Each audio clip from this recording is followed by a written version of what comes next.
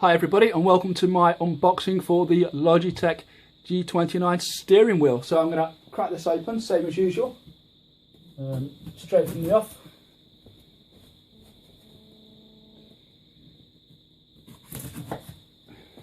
Bear with us. Careful cuts into the box, I don't want to cut anything.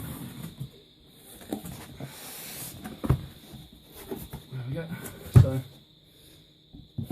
that's the box open there. Tip that upside down and pull that one off very gently. So I guess we'll put that to one side and we will tip this over. So that's a G29. I'll try and keep this all centered in the camera for you. So that's the G29 Driving Force steering wheel by Logitech. I'll quickly spin the box around so we can have a quick look at that as well. G29, and round the back again. I'll try and bring this a little bit closer so you can see more detail on the box. I don't know whether you can read that, but basically it says under the British one, the dual motor force feedback realistically simulates a racing experience with smooth, quiet helical gearing, on-wheel game controls, directional pad and action buttons located on the wheel for easy access. It's got a 24-point selectional dial. It gives you even greater control over your car's setup, and RPM shift indicator LEDs, which is also on the G27 as well. Know at a glance exactly when to shift to the next gear.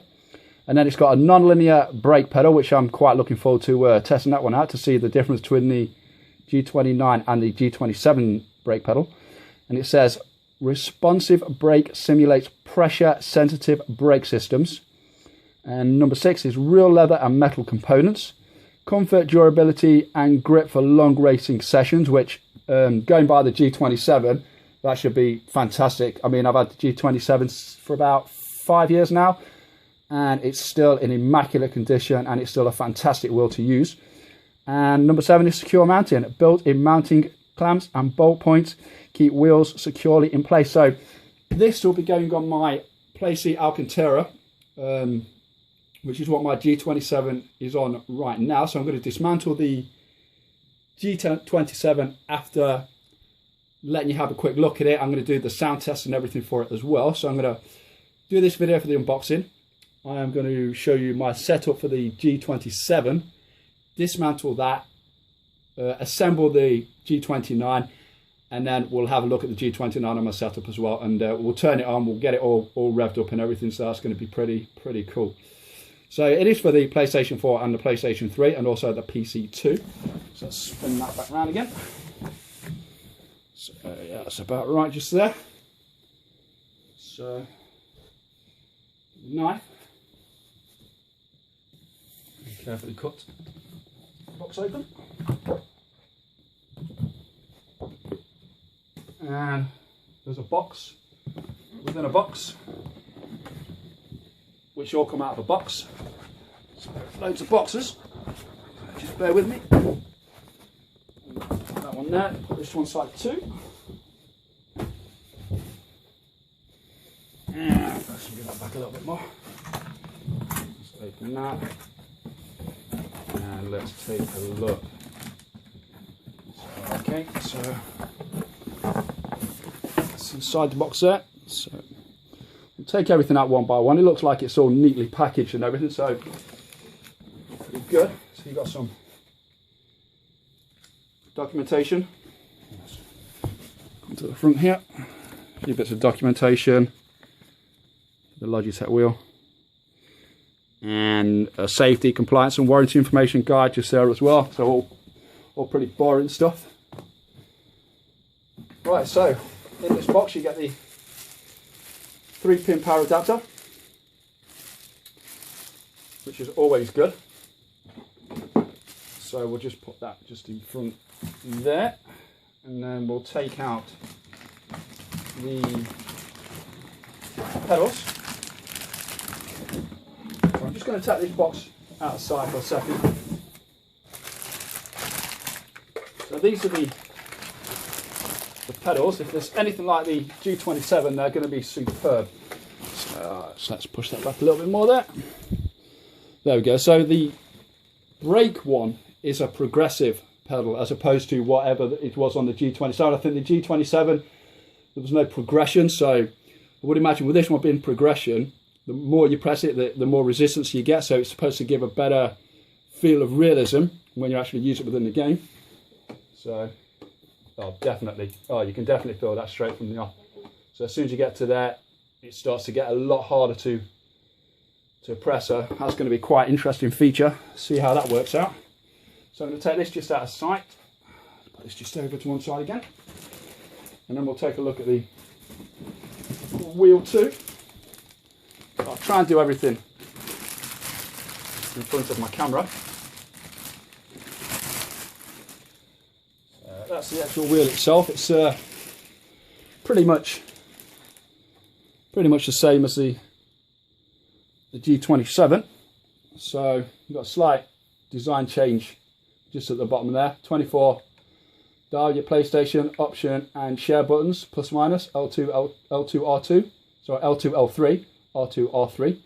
You've got the sequential gear shifters, which feel pretty much the same as the G27s. Your triangle, square, X and 0 buttons too. So the actual base unit, again, I'll give you the side on view, is again, it looks, just check this, it looks to be pretty much identical. I think it is pretty much identical. It looks like the actual unit might be slightly shorter.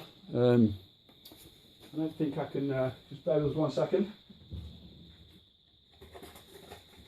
Try and look at the tape measure. So we've got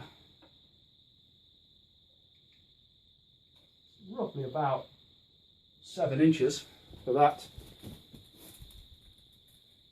And again, yeah, it's going to be roughly pretty much the same sort of length, so there's not really any change in the actual base of the wheel itself. And again, give you the front on view and the other side, and back to the front again. So let's bring it a little bit further, a bit closer. So yeah, it's going to be quite interesting to see if there's a much difference. I believe there's supposed to be some slight improvements to the G27. It's supposed to be slightly, quite a little bit more accurate, but we'll find out as and when I get around to using it, which will hopefully be today at some point. Little visual display at the top there to let you know when the wheel's always centered. So we'll just put this to one side again, and let's see what else we've got in the box. That is absolutely everything. So I'm going to pause the video for 1 second, and I'm going to bring my Playseat Alcantara and my G27 into shot for you, just to so you can see basically what the general setup is like. And we'll do a quick sound test on the G27 too, and I'll also do the quick sound test for the G29 when I get that set up, but it's going to take me a little bit of time to get that all sorted out. So just bear with me for a few seconds and I will catch you very shortly.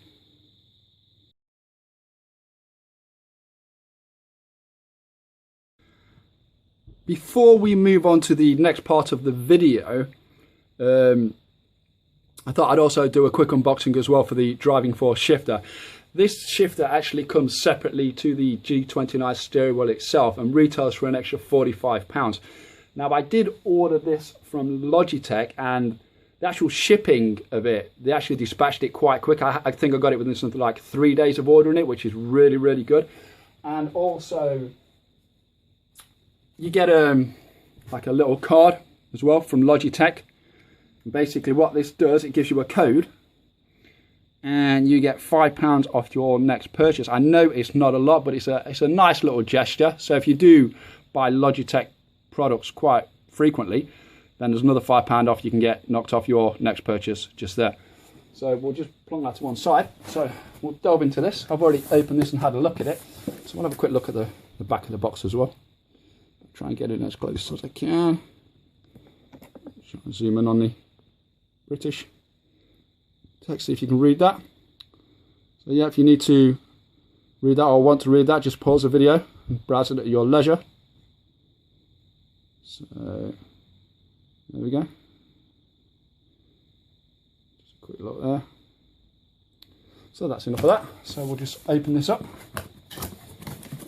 And within the box, it's all, again, very nicely packaged.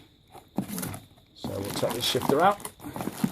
Again, you get some documentation in there as well, some of the boring stuff. We're not going to go into that. And there we go. So obviously, straight from the off, you can tell that with this shifter, you don't get the extra buttons on this one, as opposed to the Logitech G27, which on the G27 you get the D-pad and also the 4 small red buttons as well, where with this version, obviously, all the buttons are on the G29 steering wheel instead. So my initial impression from just having a quick play with this is it actually does feel like it's a little bit firmer compared to the G27. I thought the G27, although it's a great shifter, it felt a little bit flappy. But I think this one has got a little bit more rigidity to it. So it looks like it's going to be a little bit more realistic to a proper shifter as you'll find in a car. So I'm quite looking forward to trying that out just to see if that is the case. But anyway, that's the 6-speed shifter. It does come separately to the G29. So if you do buy the G29, if you're paying that kind of money for the G29, I think you're going to invest in the shifter anyway. I think that's one of the marketing purposes behind Logitech selling it separately. So, you know, it's if you want it, you've got to buy it. There's no two ways about it. So for me, I thought I'd invest in it because I do like my racing games, and it just enhances the experience so much more. So I do think it's worth paying the extra money because, again, it's Logitech stuff. It's going to last a long, long time. So, but obviously, yeah, it's an extra £45. So there we go. So now I'm going to stop this video here and we're going to move on to the next part, and I will show you my play seat with my Logitech G27 as it stands. So I'll catch you very shortly.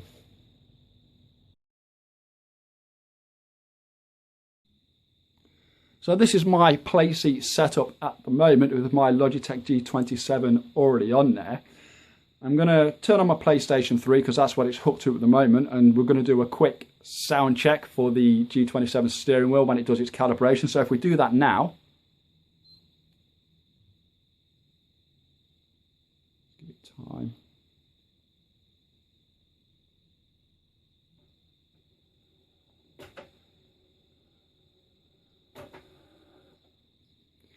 And there we go for that. Hopefully that comes through on the microphone enough so we can do a quick sound check for when I hook up my G29 to my play seat. And before we move on again, I'm going to move in a little bit more, and we're going to take a look at the 6-speed shifter on here. So as I said earlier, the actual 6-speed shifter on the G27 seems a little bit flappy. So if we just do that, there's a little bit of play in it when it's in neutral. So again, it's pretty decent. It's good for, you know, your racing games like your Dirt Rally on your PC. It makes a fantastic difference when you're playing those sort of games. It's just, you know, you wouldn't want to play a racing game without it, in my opinion. I just think it adds so much more to the experience, but it still needed a little bit of work. I know you can check out on YouTube videos that they do modifications to this to make it a little bit better, but I've not done any modifications to this at all. I wouldn't even know where to start, to be honest with you, but I just leave everything as it is. So that's the shifter. So we're going to move on to the next part of the video now. So what I'm going to do is I'm going to take a little bit of time out. I'm going to dismantle all of my G27 from my play seat. I'm going to assemble my G29, and we're going to come back in hopefully in about half an hour or so, and we'll take a look at my new setup. So again, I'll catch you very, very shortly.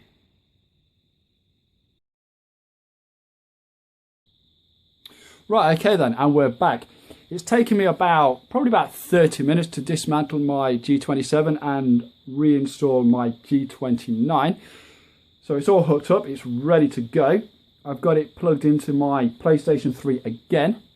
So we're just going to do a quick sound check, and then we're going to take a little bit of a closer look at it. So here we go.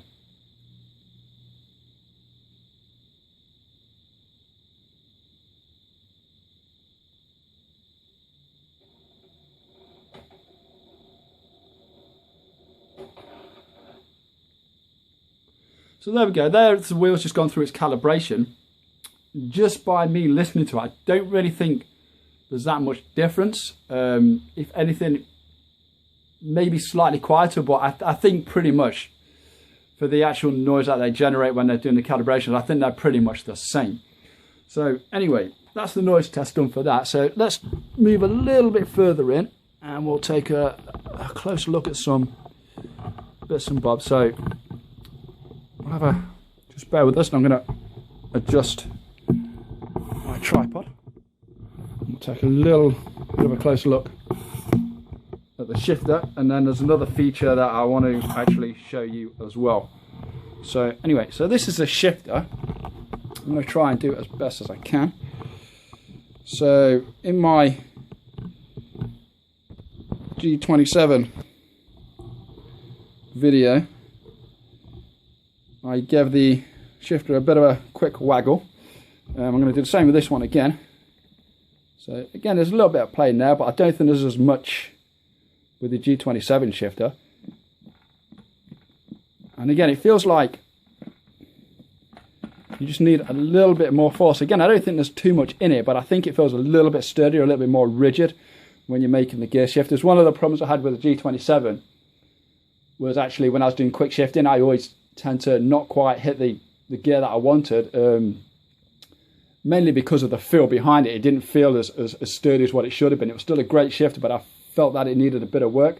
Well, I think this one may feel it might be a little bit smoother, a little bit firmer, so it might be a little bit better. And then also one of the other features that I want to show you as well was with the wheel itself.